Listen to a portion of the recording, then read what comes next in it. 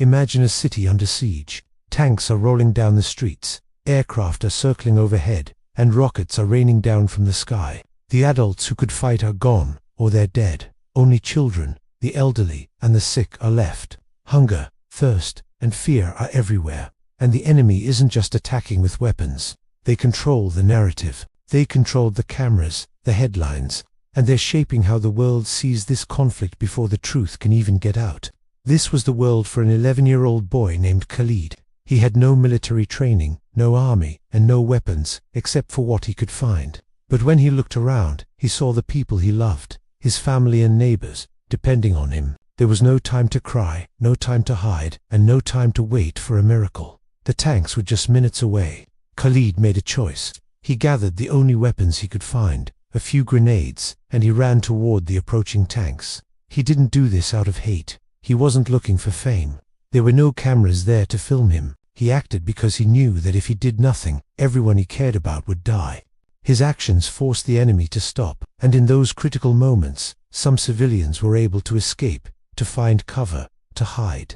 He bought them precious time, maybe only a few minutes, maybe just seconds, but for people who had nothing, those seconds were life itself. He knew what it would cost him. He knew he would die, and he chose to act anyway.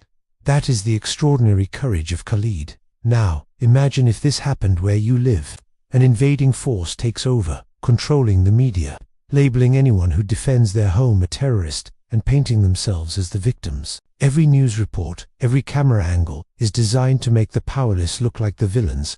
Tanks and jets are everywhere. What would you do? What would a child on your street do? Suddenly, Khalid's choice feels painfully real. His story isn't about glorifying violence. It's about unimaginable courage under impossible circumstances. It's about moral clarity, about responsibility, and about proving that the human will, the love for family, and the drive to protect others can never be completely crushed. Some might call him reckless.